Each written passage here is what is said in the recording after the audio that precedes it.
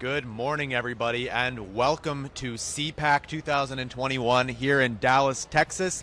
I am Alex Caldwell, and I am here with Mr. Richard Grenell, who was the Director of National Intelligence and the Ambassador to Germany under President Donald Trump. That's right. Thank you very much for coming on today, sir. Thanks for having me. It's nice to be here. Thank you. And you had actually just spoke to audiences. We had you up on our TV, so I want to say congratulations and what a wonderful speech that you gave. I want to get into the politics behind what's going on, though, at the moment right now. You are the ambassador to Germany, and we hear a lot of times at rallies, President Trump will talk about Germany, and he'll say that he's done great things negotiating with Angela Merkel. And I'm wondering, I want to get your take on what do you think has changed since President Trump left office and Biden has got in with relations in Germany? So, you know, I am a big believer that we need a strong transatlantic alliance. But inherent in the transatlantic alliance is that the Europeans have to be West. They have to be Western facing. They can't take 9 days to figure out whose side they're on in Venezuela. It should be an innate, immediate reaction to where they are. Capitalism, they should be suspect of China. They should not be buying so much gas from Russia. They should be paying their NATO obligations. So all of these issues, I think, are indicative of the fact that we have many Europeans that are moving away from the Western alliance. That's not our fault. We believe, and the Trump administration believed, that it was the Europeans that were moving away from the Western alliance. So when President Trump came in and demanded that the West act like the West and pay their fair share at NATO and do all of these things that a Western-style alliance would work towards, people were upset that we were calling it out. I think to answer your question, the Biden administration has a different view. They want consensus. Now, consensus is one of these words that sounds really nice. But the reality is that when you're trying to have consensus with people that totally disagree with you, the idea that just cutting the issue in half and meeting in the middle doesn't always work. I mean, the 2% obligation towards NATO spending can't be negotiated away. Everyone is required to pay 2%. Why would we negotiate that away just because the Germans don't want to pay it? The reality is the Germans have an incredibly large surplus. We don't have a surplus. We're paying for a lot of programs that we shouldn't be paying for. And so I don't think that it's too much to look our allies in the eye. And again, we want a strong transatlantic alliance. We want allies in Europe. But we get to be the ones that say, act like a Western alliance. We're not the ones that have moved away from the West. The Europeans have. Right. And you've had a lot of experience working in Europe, even in Serbia and Kosovo, helping to create peace negotiations with them. And I'll ask, do you think that that would be something that Joe Biden's administration could handle?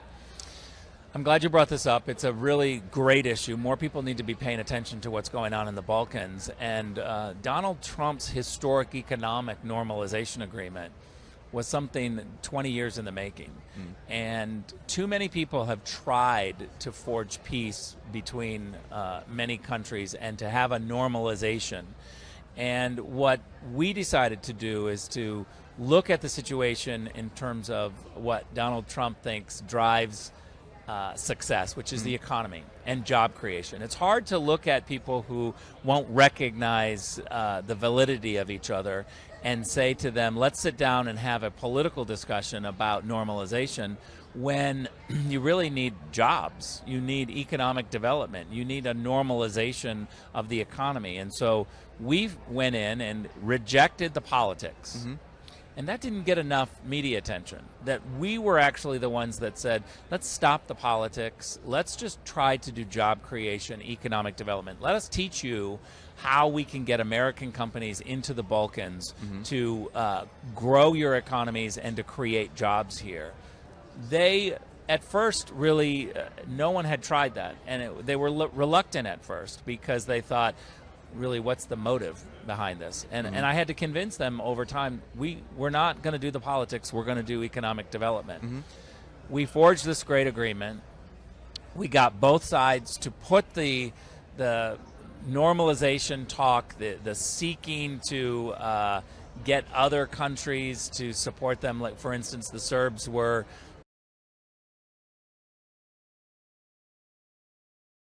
trying to get countries to not recognize Kosovo. Mm-hmm. And Kosovo, in turn, was going to other countries to say, you should recognize us independently. So it was this constant fight. And what I forged was an agreement to put that on hold for a year, to say no other seeking of recognition or de-recognition campaigns. And again, at first that was very controversial, but to put it on ice for a year meant the political fights could be pushed aside while we developed the economies. Mm-hmm. And we created all these projects to do. It's historic. It's unbelievably positive. And it's a long answer to your question to say the Biden team has so far ignored it. They have not appointed a presidential envoy to get this done. They have decided to give it to the Europeans to do, and the Europeans are going back to the same old, which mm-hmm. is to fight about politics. Not a lot is getting done, and it's sad because we really had a great opportunity to push this forward. I hope that we can continue pushing both sides together, and when we have a new administration, I would like to come back and push this issue forward because I believe we can forge an agreement that would be long-term. Mm-hmm. Well, here on the home front in the United States, I was talking to you a little bit before the interview started, and I had asked you if you had lived in California, and you had said yes. And I saw you had tweeted on Twitter the other day that in response to Gavin Newsom's announcement that Californians should reduce the usage of their water by 15%, and you took to Twitter and you voiced an opinion that was not very much in support of that. And I was wondering, what do you think about the state of California at the moment in that? Well, California, if you haven't noticed on a map, we live on the ocean. It's hard for me to hear a governor telling us to conserve even more. We've been mm-hmm. conserving for a very long time. Electricity, water, but the reality is that we have to hold our leaders to make long-term decisions, mm-hmm. not political decisions. We're not having water problems because of climate change. We're having water problems because we don't desalinate the water like mm-hmm. all of the other Middle East countries do. Mm-hmm. We have a water problem because we don't have good water policies. And so it's time that we start pushing back. You know, the problem with California is that one party controls the entire state on every issue, from courts to Sacramento to, mayor's offices. We're trying the progressive Democratic way, and I think a lot of people in California are realizing that it hasn't gone well, and we need to do something different. Would you ever consider running for governor in California? Well, I've launched this organization called Fix California. You can go mm-hmm. to fixcalifornia.com, and it's a long-term effort to really decide, do we want to fight in California and get back our state? And so it does three things. One, it sues every county to clean up its voter rolls. Mm-hmm. Two, it does voter expansion, trying to find conservative voters that haven't been engaged. And three, it's pushing in 2022 a ballot initiative to upend the way we fund education, having the money follow the student and the family's decision as to where to go. I believe that the long-term issues in California need to be fixed before we really have a Republican able mm-hmm. to win statewide. Okay. I also want to get into how you got into the Republican Party. You are not somebody that is typically seen as a stereotypical conservative, and a lot of people would say that you would stereotypically fall onto the Democrat side, but you are not liberal at all from what it seems. So I'm wondering, how were you attracted to President Trump and the Republican Party? Well, I've been in the Republican Party since 1992. I've been working for every nominee since then. I just firmly believe that in the conservative principles of personal responsibility. I want the government out of my bedroom, out of my pocketbook, consistently out of my life, because I believe that the people are better able to determine what's best for their own lives.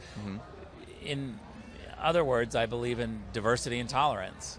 You know, mind your own business, and government is there to do the work when the private sector, when the market fails. You know, when there is no market for certain things, the government should step in. So, well, thank you very much. You so much. I appreciate you coming on today great to and be speaking here. to us all today. This is Richard Grenell. Thank you very much, sir, for coming on to RSBN. We look forward to seeing you and all of your future endeavors. So Thanks, thank you very Alex. much. Thanks for having me. Thank you.